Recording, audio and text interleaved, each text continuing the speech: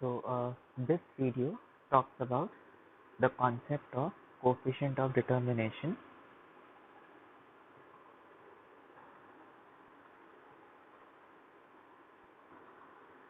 in three variable case. Concept of coefficient of determination in three variable case. Okay, so we know what is the concept of coefficient of determination.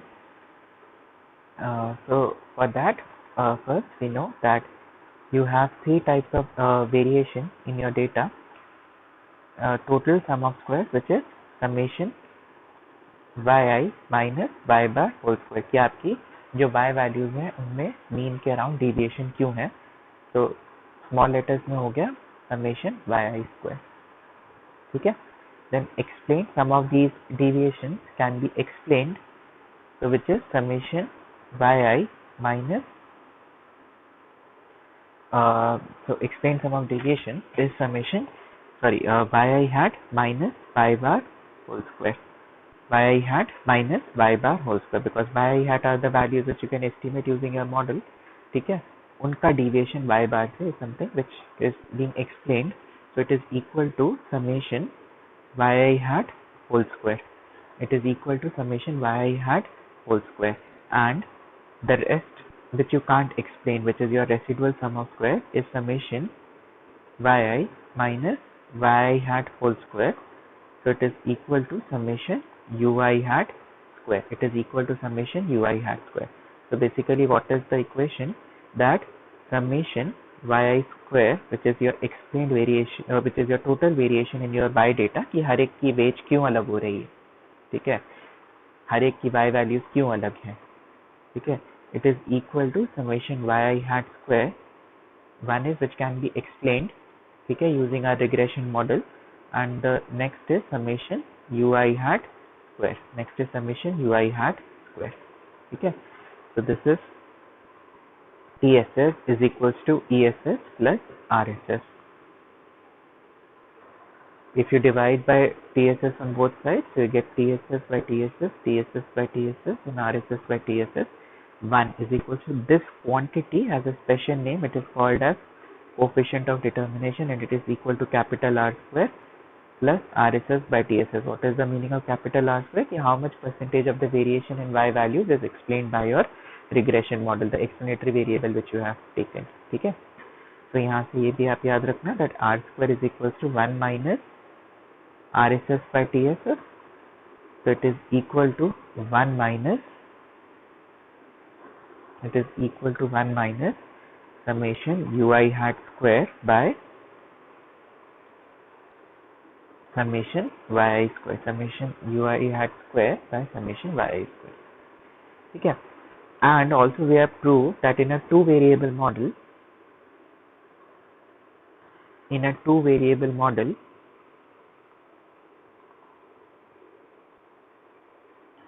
capital R square is equals to small r square. Now capital R square तो coefficient of determination होता है. Small r where r is the correlation coefficient.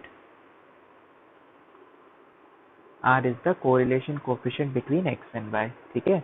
But जो आपका multiple linear regression model है, multiple three variable model है, उसमें capital R square is not equal to small R square. Now first thing is कि multiple linear regression model में कोई एक small R square नहीं होगा ना. कोई एक स्मॉल आर स्क्वायर नहीं. Why? Because there are three variables y, x2 and x3. ठीक है. y, x2 and x3. Now generally क्या होता है कि जब y, x2, x3, तो हम y को बोलते हैं that it is first variable, x2 को बोलते हैं it is second variable, and x3 को बोलते हैं इट इज थर्ड वेरिएबल. तो तीन वेरिएबल्स हैं, तो तीन वेरिएबल के बीच में तीन कोरिलेशन कोफिशिएंट हो सकते हैं. सो R12 will basically mean it is the correlation coefficient between y and x2. It is the correlation coefficient between y and x2. R23 is correlation coefficient between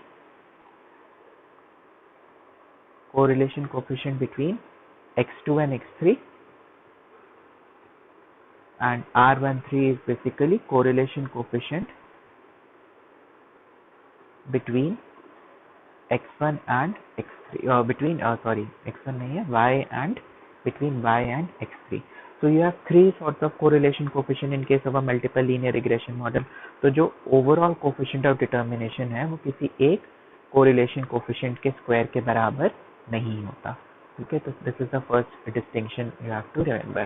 Now what is the interpretation of capital R square in case of a multiple linear regression model? So capital R square in a multiple regression shows us that how much variation in y is explained together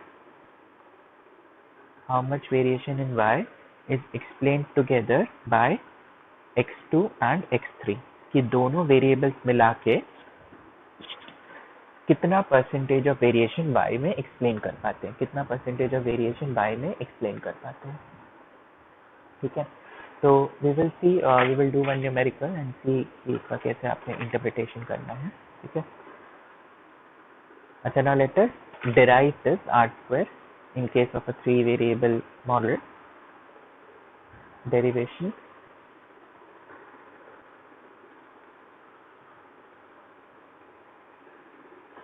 अच्छा, आप हमेशा जो है मैंने last video में कराया है. देखिए, 2 वेरिएबल रिग्रेशन मॉडल में जो स्मॉल y हैट होता है वो बीटा 2 हैट xi होता है. ये आपके असाइनमेंट में भी क्वेश्चन था. It is beta 2 hat xi. ये हमने हमेशा याद रखना है 2 वेरिएबल मॉडल में. 3 वेरिएबल मॉडल में क्या होगा, that your y hat is equals to beta 2 hat x2i plus beta 3 hat x3i. ये आपको जो है द फर्स्ट जो मल्टीपल लीनियर रिग्रेशन मॉडल की वीडियो है उसमें ये मैंने डेरिवेशन कराया, that small y hat is equals to beta 2 hat x2i plus beta 3 hat x3i. ठीक है. तो अगर आपको स्टेज पे डेरिवेशन नहीं याद रहा तो प्लीज आई सजेस्ट कि पहले ही डेरिवेशन आप जो है इसको जो है दोबारा प्रैक्टिस करो. Now summation ui hat square, I can write this as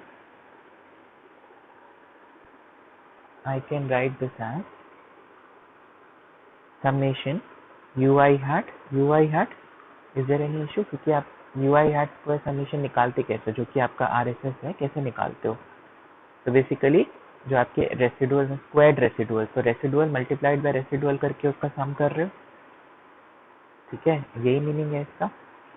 अब so you have yi is equals to yi hat plus ui hat होता है. ये भी आपको डेरिवेशन कराया है, that small yi is equals to yi hat plus ui hat.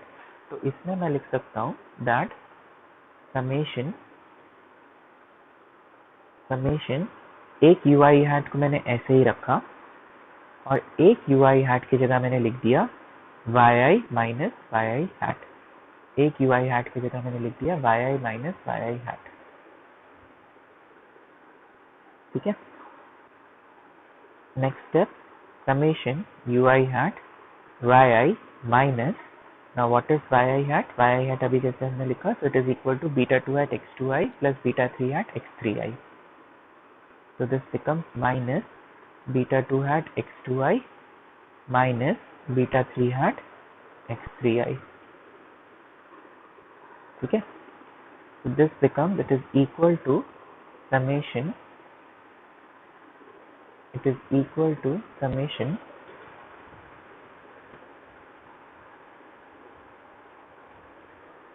ui hat yi minus beta 2 hat constant can be taken out, summation x2i ui hat.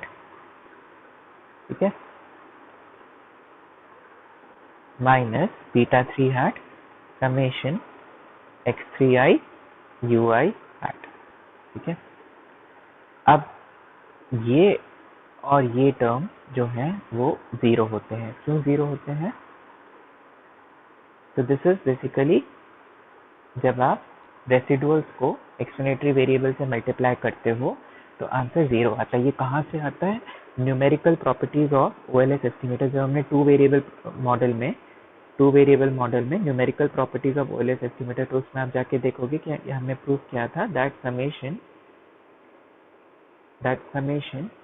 ui hat xi is equals to 0, capital xi ui hat is equals to 0. आप please जाके revisit करो, ठीक है, that capital xi ui hat is equals to 0. तो अगर capital xi ui hat equal to 0 है तो small xi भी होगा, क्यों होगा?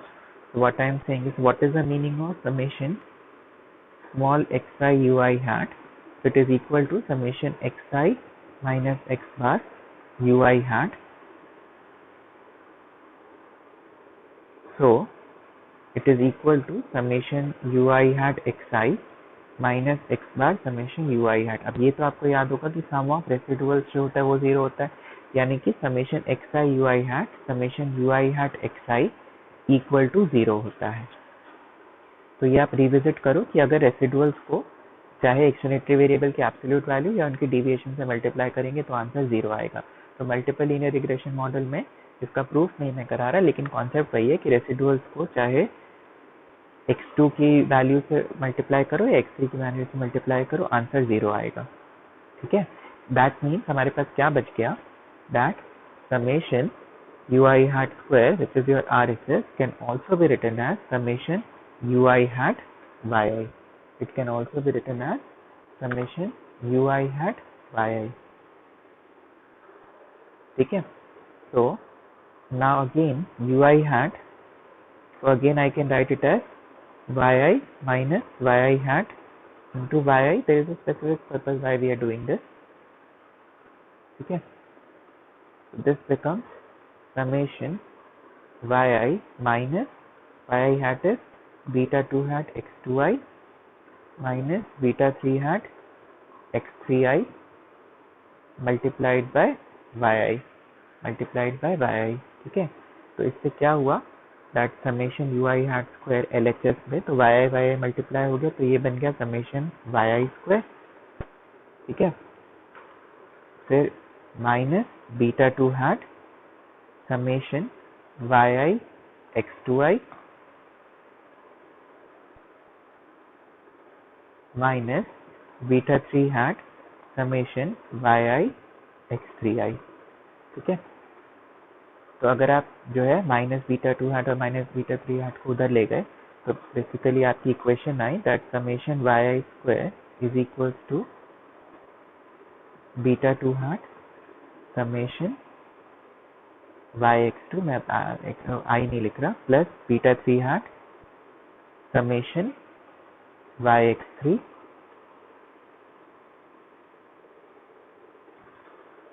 Plus summation ui hat square. ठीक है, now if you compare this with summation yi square is equals to summation yi hat square plus summation ui hat square, तो basically जो ये हमारा होता है TSS, ESS and RSS.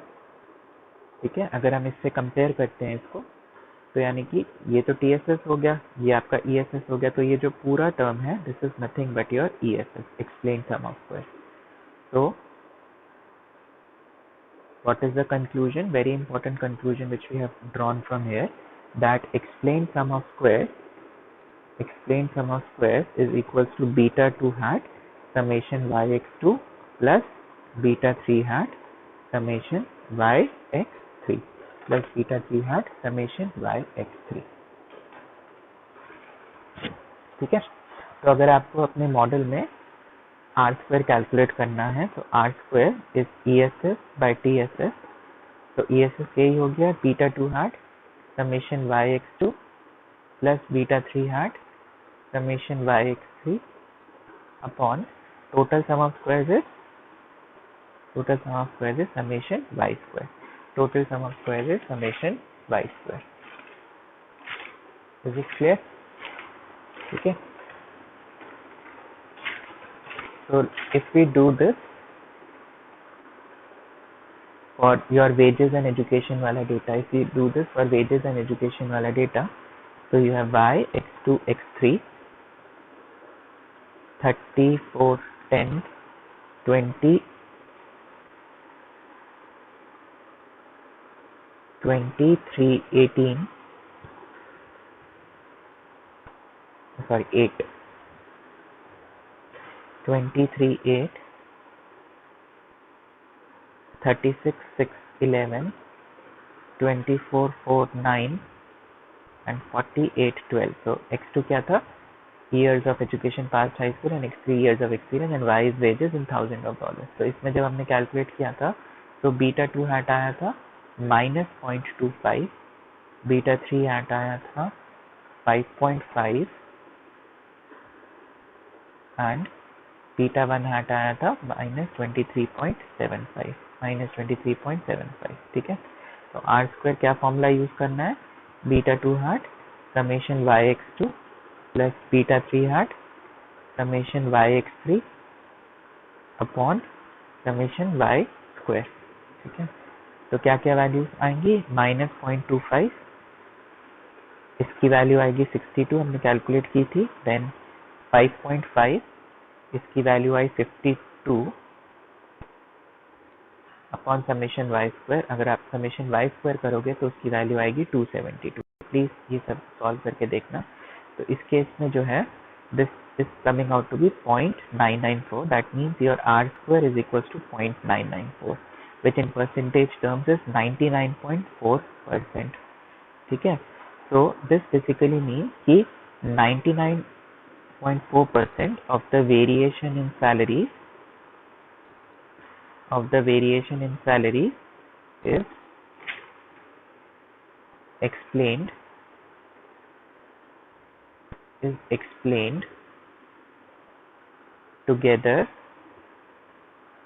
explained together by years of education and years of experience। यानी कि ये दो क्रिटिकल फैक्टर्स हैं जो कि सैलरी मतलब 99.4% जो है डिटरमाइन कर रहे हैं कि एक बंदे की सैलरी दूसरे से कैसे डिफर करेगी। तो ये सबसे ज़्यादा इंपॉर्टेंट फैक्टर्स हैं। सिर्फ 0.6% है जो कि अनएक्सप्लेन्ड है कि अगर सपोज सेम भी ईयर्स ऑफ एजुकेशन है, सेम भी उनकी सैलरी है, तो अब क्यों उनकी सेम ईयर्स ऑफ एजुकेशन है, सेम उनका एक्सपीरियंस है, तो अब उनकी क्यों सैलरी फ़र्क है वो हम एक्सप्लेन नहीं कर पा रहे, बट ऐसा 0.6% ही जो है ऐसा हो रहा है, ठीक है। तो बेसिकली अनएक्सप्लेन्ड फैक्टर्स में क्या आ जाएगा, एबिलिटी, ठीक है। एबिलिटी जो है सपोज उन्होंने इंटरव्यू में जो है देखी, ईयर्स ऑफ एक्सपीरियंस से नहीं देखा, एजुकेशन से नहीं देखा, एबिलिटी जो है उस केस में जो है उस वजह से किसी एक की सैलरी उन्होंने ज़्यादा कर दी। Is this clear? So R square in a multiple linear regression model or in a 3 variable model explains together कि दोनों मिला के years of education and years of education experience मिलाकर कितना परसेंटेज ऑफ y। सी वेरिएशन का क्या मतलब है कि हर एक इंसान की सैलरी जो है अलग क्यों है, why is there variation in salary, ठीक है, because there is variation in years of experience and there is variation in years of education। ये दो क्रिटिकल फैक्टर्स हैं जो कि 99.4% ऑफ द वेरिएशन एक्सप्लेन कर पा रहे हैं, ठीक है। तो अब आप थोड़ा सा समझ ही गए होंगे कि अगर हमने वेजेस को सिर्फ एक जो है ईयर्स ऑफ एजुकेशन पे या वेजेस को सिर्फ ईयर्स ऑफ जो एक्सपीरियंस पे रिग्रेस किया होता तो शायद इसका आर स्क्वायर 50% आता है, शायद इसका आर स्क्वायर जो है 75% आ जाता। लेकिन जब आपने जो है x2 और x3 दोनों पे रिग्रेस कर दिया तब उसका आर स्क्वायर बहुत ज़्यादा इंप्रूव हो गया, 99.4% हो गया। मतलब बेस्ट मॉडल यही हुआ, बिकॉज जनरली जिस मॉडल का आर स्क्वायर ज़्यादा होता है वो अच्छा मॉडल होता है। आई hope this is clear. Now there are various formulae which you need to remember जिनका derivation is not in the course, ठीक है। One is variance of beta 2 hat। variance of beta 2 hat का formula है sigma square summation x2 square 1 minus r23 square. ये आपको याद रखना पड़ेगा। Now what do we mean by r23? अभी बताया था, r23 is the correlation coefficient between 2 stands for variable 2 and 3 stands for variable 3 between x2 and x3। तो correlation coefficient का क्या फॉर्मूला होता है, correlation coefficient between x and y is covariance xy upon standard deviation of x standard deviation of y। x2 and x3 का क्या मतलब होगा, तो basically it is covariance between x2 x3 upon standard deviation of x2 and standard deviation of x3। ठीक है, तो ये क्या हो गया 1/n summation x2 minus x bar 2 x3 minus x bar 3, ठीक है, upon root under 1/n summation x2 minus x bar 2 whole square, this is standard deviation of x2, 1 upon n summation x3 minus x bar 3 whole square, this is standard deviation of x3। ठीक है, तो आपके root 1/n बाहर आ जाएंगे। ठीक है, इन deviation form easy होता है लिखना, this is nothing but small x2, this is nothing but small x3 summation x2 x3 upon root under root 1/n बाहर आ जाएगा, सिर्फ ये बचेगा root under summation x2 square and root under summation x3 square, root under summation x3। I hope this is clear. तो ये formula आपने याद रखना है that variance of beta 2 hat is sigma square summation x2 square 1 minus r2 square in 3 variable model. 2 variable model में तो इसका derivation कराया था, तो उसमें क्या आया था सिग्मा स्क्वायर बाय सिर्फ समेशन x2 स्क्वायर आया था। ठीक है, समेशन x स्क्वायर आया था आपका, अगर आपको याद होगा तो। ठीक है, तो ये हो गया। तो variance of beta 3 hat, variance of beta 3 hat, तो variance of beta 3 hat is what sigma square upon symmetrical है x3 square and 1 minus r23 square ही रहेगा, इसमें 1 माइनस r23 स्क्वायर ही रहेगा। Is it clear? तो देखिए ये ऐसे है कि ये जो है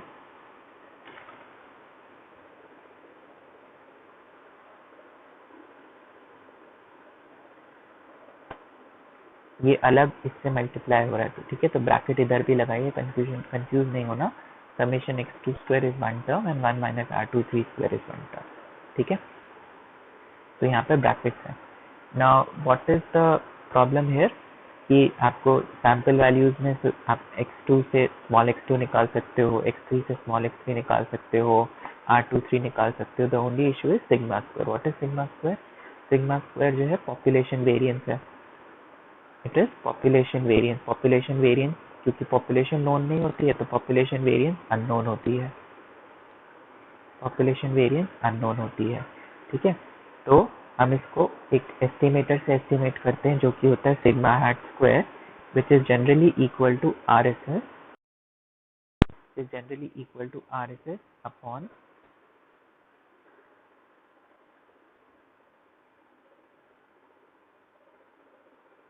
which is generally equal to RSS upon n minus k।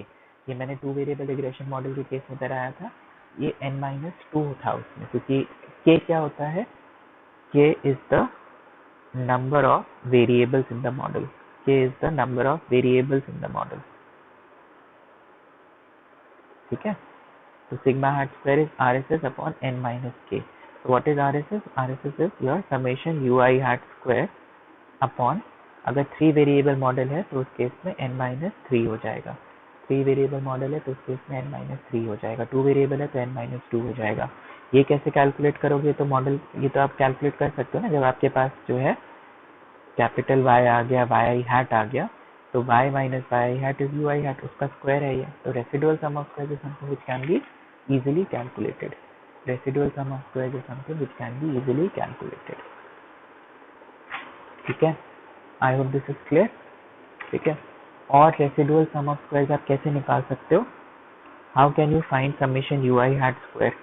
कैसे निकाल सकते हो कि total sum of squares is equals to ESS plus RSS, total sum of squares is equals to ESS plus RSS। तो टोटल सम ऑफ स्क्वायर्स क्या है? Summation yi square. ठीक है, अगर आपको ये गिवन है, ESS कैसे निकलता है? ESS is beta 2 hat summation yx2 plus beta 3 hat summation yx3, तो इससे निकाल सकते हो।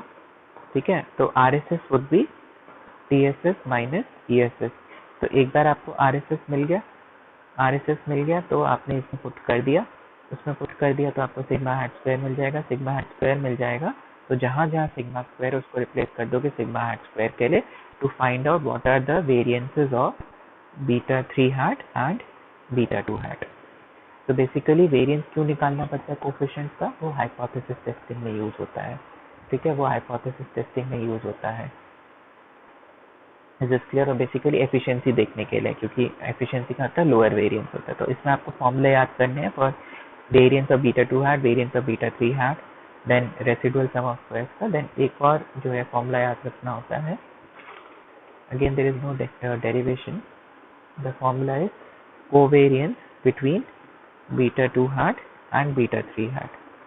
Covariance between beta 2 and beta 3 hat, इसका आपका फॉर्मूला है minus R23 sigma square upon 1 minus R23 square root under summation x2 square root under summation x3 square. ठीक है, तो बेसिकली बीटा 2 हैट और बीटा 3 हैट के बीच का जो है कोवेरियंस इस फॉर्मूले से निकल जाता है। तो ये भी न्यूमेरिकल क्वेश्चन में आ सकता है। तो R23 correlation coefficient between x2 and x3, और सिग्मा स्क्वायर की जगह आप क्या यूज करोगे, सिग्मा हैट स्क्वायर, जो कि आपको मिलेगा समेशन ui हैट स्क्वायर से upon n minus 3 upon n minus 3। I hope this is clear. ठीक है, now the last topic in your multiple linear regression model, the last topic in multiple linear regression model is the concept of adjusted R square. It is the concept of adjusted R square. So what do we mean by adjusted R square?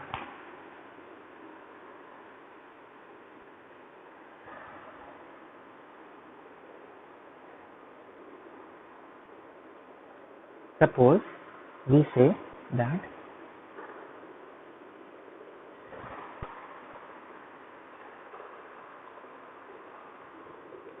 जैसे suppose मैं wages वाला example लूँ कि your wages are a function of education and experience, wages are a function of education and experience. ठीक है, now I take 3 cases. I take case 1 where I regress wages on education only. Wages on education only, सिर्फ मैंने wages को education पे regret किया। ठीक है, तो सपोज मेरा आंसर आया, I am taking hypothetical values that Y hat is equal to -20 plus 0.02 plus 0.02 x2 t। ठीक है, sorry there is no t, x2i, I am, although there is only one variable, I am calling it as x2i. ठीक है, although there is only one variable, I am calling it as x2i. So where x2 is your years of education, and in this case small r square capital R square is 0.53, क्योंकि ये 2 variable model है, एक dependent variable एक independent variable, तो small r square जो है capital R square के बराबर होगा 0.53, मतलब 53% of the variation in wages is explained bye years of education. 53% of the variation in wages is explained by years of education. ठीक है, case 2 where I take wages to be a function of experience, ठीक है, तो I'll get a different regression equation. Suppose my regression equation is y hat is equals to -40 plus 0.8 x3t, and in this case R square capital R square is equal to suppose 0.7. So that means 70% of the variation in wages is explained, 70% of the variation in wages, actually 70 नहीं होगा, अगर उधर 53% है। ठीक है, education वाला कम है ना, एजुकेशन का कम आता है, तो सपोज ये 20, इसको आप ले लो कि 23% of the variation in wages है। ठीक है, 23% of the variation in wages is explain due two years of education, और इसमें जो है सपोज 70% आ गया, 70% of the variation in wages is explain due two years of experience. ठीक है, नाउ केस 3 इज दैट हमने जो है yi को दोनों वेजेस को हमने एक्सपीरियंस का भी फंक्शन लिया और एजुकेशन का भी फंक्शन लिया, एक्सपीरियंस का भी फंक्शन लिया और एजुकेशन का भी फंक्शन लिया। तो सपोज उससे yi हैट आ गया -58.9, ठीक है, plus point two x2i plus 0.9 x3i, and in this case r square जो आया वो 0.96 आया। In this case r square जो आया 0.96 आया। मतलब जब आपने दोनों को कंबाइन कर लिया, देखो ऐसे नहीं होता कि r स्क्वायर एडिटिव होता है, क्योंकि here we are talking about a different model, ठीक है। तो 0.23 और 0.7 मिलाकर जो है, ये मत सोचना कि 0.93 हो जाएगा, ऐसा नहीं होता, because these are 3 different models, ठीक है, विद डिफरेंट जो है डेटा, मतलब डेटा पॉइंट्स तो वही है लेकिन ये 3 डिफरेंट मॉडल्स हैं, ठीक है, ठीक है। तो r स्क्वायर कभी भी एडिटिव नहीं होगा कि 0.23 और 0.7 को ऐड कर दिया तो 0.96 आ गया, नहीं। इसकी सिमिलरली कोफिशिएंट्स भी अलग आएंगे। अगर आप सिंपली जो है उसको वेजेस पे रिग्रेस कर रहे हो एंड सिंपली उसको वेजेस को सिंपली आप एजुकेशन पे रिग्रेस कर रहे हो, वेजेस को सिंपली आप एक्सपीरियंस पे रिग्रेस कर रहे हो, तो ऐसा नहीं, और वेजेस को बाद में आप एक्सपीरियंस और एजुकेशन पे रिग्रेस कर रहे हो तो वो कोफिशिएंट भी अलग ही होंगे। तो आर स्क्वायर यहाँ पर आया 0.96। तो ये सबसे जो है हमें लग रहा है कि बेस्ट मॉडल है कि 96% of the variation in wages can be explained by taking both years of experience and years of education and explanatory variables, ठीक है। so this is generally a property, but इसमें फ्लॉ क्या है कि यहाँ तो ठीक है, लेकिन अगर आप जो है इसमें और वेरिएबल्स ऐड करते रह गए, ठीक है, आप इसमें और वेरिएबल्स ऐड करते रह गए और उनका कोई जो है रेलिवेंस भी नहीं है। फॉर एग्जांपल आपने एक और वेरिएबल ऐड कर दिया कि number of children in the family, ठीक है, there is one more explanatory variable x4 which is number of children in the family, तो आर स्क्वायर और बढ़ जाएगा, 0.97 हो जाएगा, जबकि number of children in the family, employee के घर में नंबर ऑफ चिल्ड्रन है, उससे एम्प्लॉयर उसको कितनी बेच देगा वो तो नहीं डिपेंड करेगा ना। So one of the drawbacks is r square is one of the drawbacks of r square is greater the number of explanatory variables, greater the number of explanatory variables,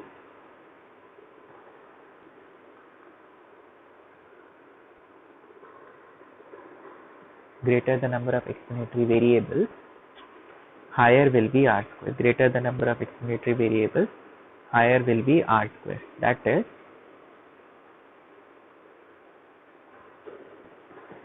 is r square can be increased by just adding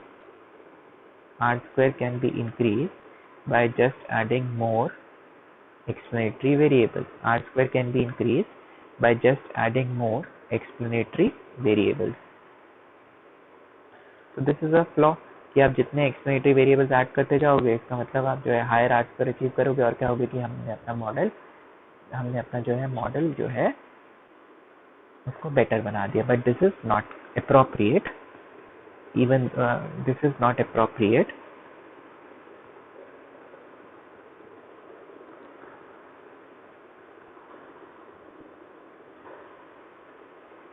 comparing r square values of two models, of two or more models with same dependent variable but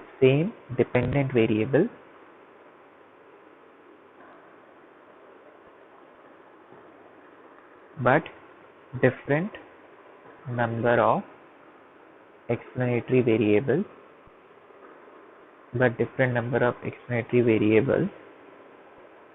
is not correct. With same dependent variable but different number of explanatory variables is not correct. See, आप उन्हीं models को compare, सबसे पहली बात आप उन्हीं models को compare कर सकते हो जिनका डिपेंडेंट वेरिएबल सेम है।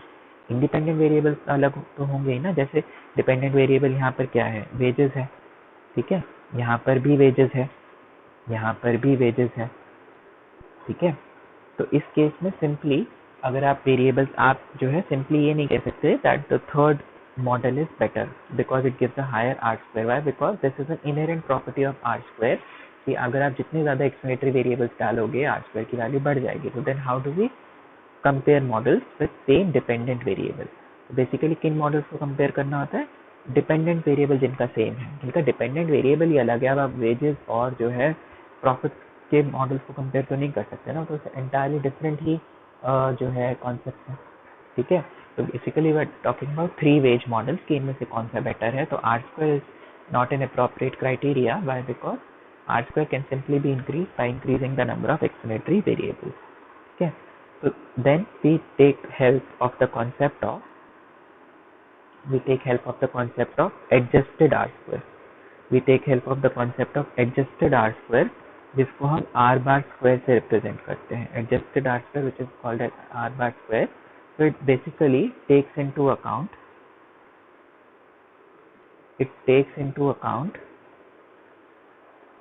the number of explanatory variables in the model.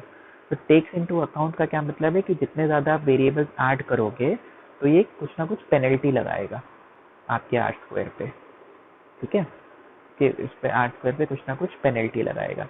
तो हमारा जनरल क्या होता है दैट आर स्क्वायर, अभी मैंने इसका डेरिवेशन करा है, R square is 1 minus R S S by T S S. It is 1 minus R S S by T S S.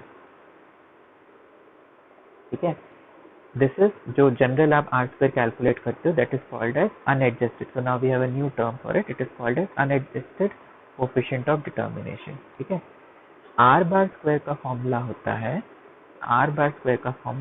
1 minus R S S divided by n minus k, where n is the number of observations, k is the number of variables in the model, upon TSS upon n minus 1. On TSS upon n minus 1. n क्या है? Sample size or the number of observations, and k is your number of variables in the model. Variables will also include your y variable. ठीक है, तो आपके multiple जो आपका 3 variable model है y x2 x3, तो उसमें k जो होगा वो 3 हो जाएगा. ठीक है, तो बेसिकली r बार स्क्वायर का क्या फॉर्मूला हुआ? तो r bar square is 1 minus R S S by T S S multiplied by n minus 1 upon n minus k हो जाएगा, क्योंकि n माइनस k जो है न्यूमरेटर में डिवाइड हो रहा था, तो न्यूमरेटर में डिवाइड हो रहा था तो नीचे चला जाएगा वो. ठीक है, n minus K by n minus 1 हो जाएगा. ठीक है, I can also write this as R bar square is equal to 1 minus, what is R S S by T S S? आप यहाँ से देखो तो I can write that R S S by T S S is equal to 1 minus unadjusted R square. तो इस फॉर्मूले में तो it become, so are S S by T S S की जगह I can write 1 minus capital R square, and ये multiply हो रहा है n minus 1 upon n minus k से. तो this is one term, 1 minus R square multiplied by n minus 1 upon n minus k. ठीक है, now what is the advantage of this formula?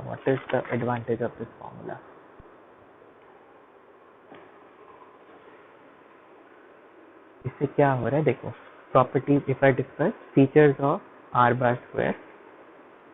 जिसका formula ये है. First is if k is greater than 1, मतलब number of explanatory variables greater than 1 है, जो कि आपका होता है मल्टीपल लीनियर रिग्रेशन मॉडल में. ठीक है, एंड इफ k इंक्रीजेस, कि अगर आपने और एक्सप्लेनेटरी वेरिएबल्स अपने मॉडल में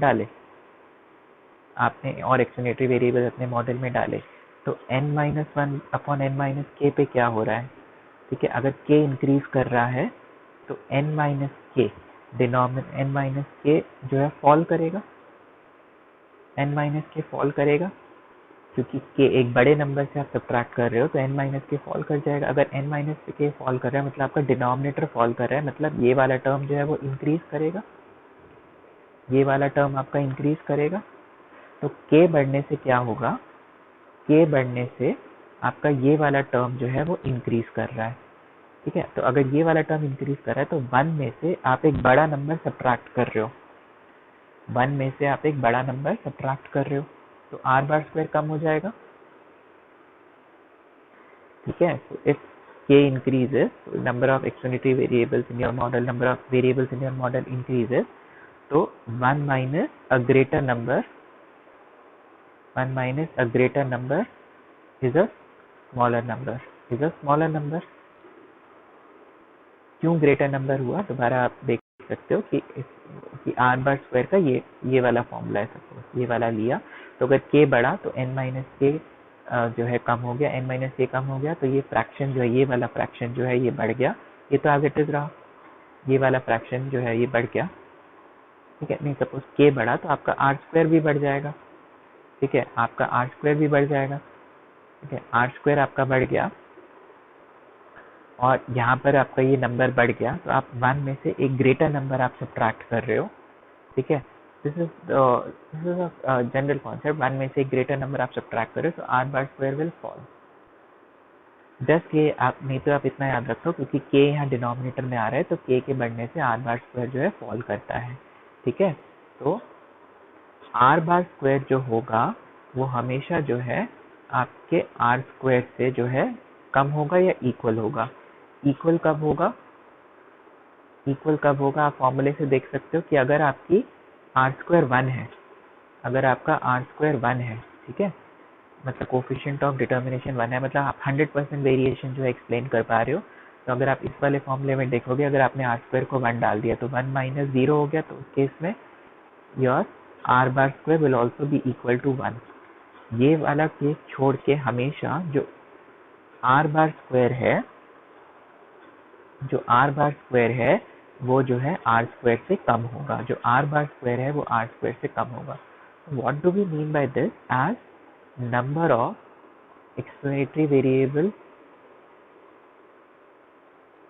increases, as number of explanatory variable increases, your r bar square becomes increasingly smaller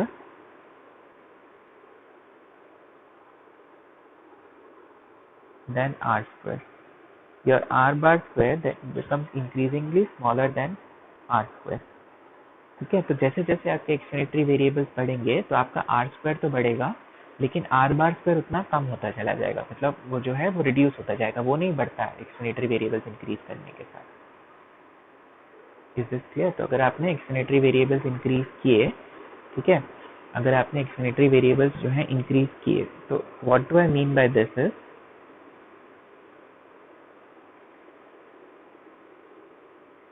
कि सपोज इनिशियली आर स्क्वायर आपका 50% है। ठीक है, इनिशियली आर स्क्वायर आपका 50% है।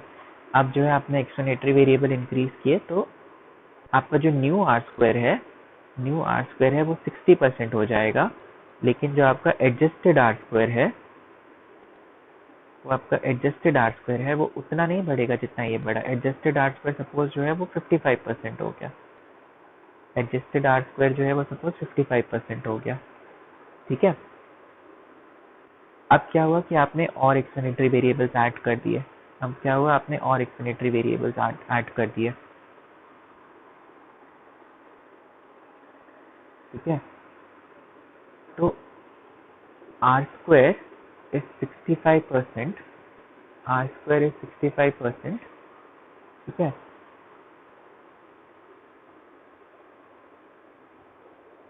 आर स्क्वायर इज 65%, बट जो एडजस्टेड आर स्क्वायर है, जो आर बार स्क्वायर है, it might actually fall also, it might fall from 55 to 52%, it might fall from 55 to 52%। ठीक है, तो ऐसा नहीं है कि अगर आर स्क्वायर बढ़ेगा तो एडजस्टेड आर स्क्वायर भी बढ़ेगा।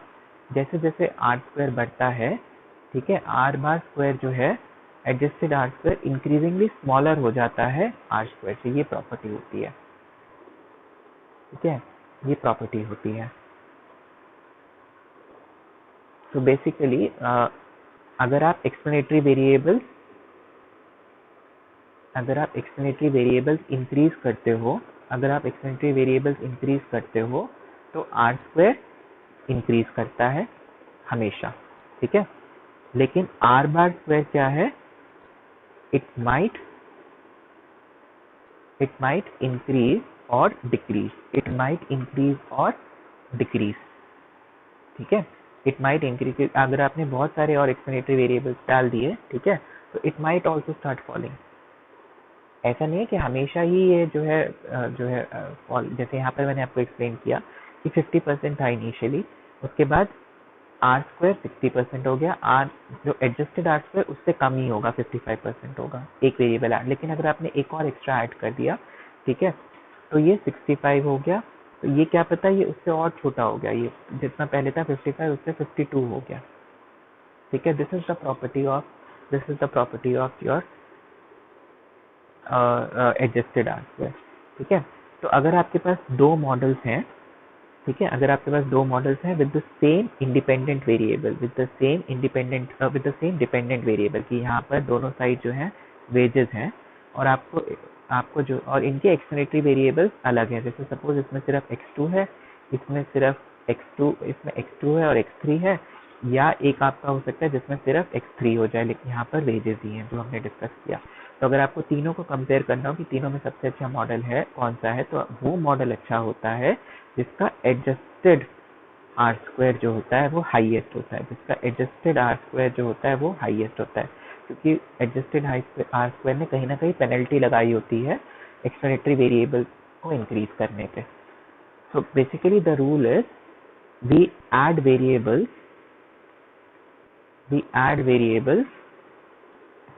as long as adjusted r square increases. We add variables as long as adjusted r square, which is your r bar square, increases.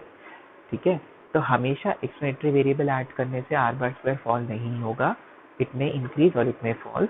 तो आप कब तक एक्सप्लेनेटरी वेरिएबल्स अपने मॉडल को कब तक रिफाइन कर पाते हो, जब आपके जब आपका मॉडल में एक्सप्लेनेटरी वेरिएबल ऐड करने से r bar square इंक्रीज कर रहा है, ठीक है। So this is one rule कि अगर आपको बताना हो कि wages is a function of education, पहले रिग्रेट किया, फिर आपने wages as a function of education and experience, तो सेकंड वाले मॉडल में अगर उसका एडजस्टेड आर बार स्क्वायर ज़्यादा है, then addition of experience is justified, क्योंकि सिर्फ आर स्क्वायर कंपेयर करोगे तो वो तो ऑब्वियसली सेकंड वाले का ज़्यादा ही होगा, क्योंकि आर स्क्वायर की तो ये प्रॉपर्टी है ही कि जितने ज़्यादा आप एक्सप्लेनेटरी वेरिएबल्स डालोगे उतना ज़्यादा आर स्क्वायर बढ़ जाएगा। लेकिन एडजस्टेड आर स्क्वायर की प्रॉपर्टी नहीं है, एडजस्टेड आर स्क्वायर जो है वो बढ़ता है, बट जो है it is increasingly smaller than R square, ठीक है। वो it might increase, it might fall, and it puts a penalty for increasing the number of explanatory variables in the model. So you only put an extra explanatory variable in the model अगर उसको डाल के आपके adjusted R square की value बढ़ गई, ठीक है। तो फर्स्ट इज कि तीन या जितने भी आपके मॉडल्स हैं, अगर उनका सेम अगर डिपेंडेंट वेरिएबल ही अलग है तो कुछ कंपेयर नहीं कर सकते। डिपेंडेंट वेरिएबल अगर सेम है, बताना है कि कौन सा मॉडल अच्छा है, तो आपने हमेशा एडजस्टेड आर स्क्वायर की वैल्यू ही कंपेयर करनी पड़ती है। और अगर मैं आपसे पूछूं कि क्या एक ही मॉडल था, फिर दूसरे मॉडल में क्या एक अलग एक्सप्लेनेटरी वेरिएबल डालना चाहिए, तो आप क्या करोगे, तब तक हमें डालना है जब तक एडजस्टेड आर स्क्वायर की वैल्यू बढ़ रही है। अगर जैसे यहाँ एक फर्स्ट मॉडल था, आपने एक और एक्सप्लेनेटरी वेरिएबल डाल दिया, एडजस्टेड आर स्क्वायर बढ़ गया, तो सेकेंड मॉडल इज बेटर और आपका एडिशन जस्टिफाई हो गया। लेकिन एक थर्ड आपने एक्सप्लेनेटरी वेरिएबल डाला जिससे एडजस्टेड आर स्क्वायर फॉल हो गया, तो बेसिकली ये वाला जो है गलत था, तो आपको सेकेंड मॉडल पे ही स्टॉप कर देना चाहिए, ठीक है। सो you'll only get a short note on adjusted R square, the properties of adjusted R square, ठीक है। So in case you have any doubt, so we will discuss this through a doubt session next week. Thank you.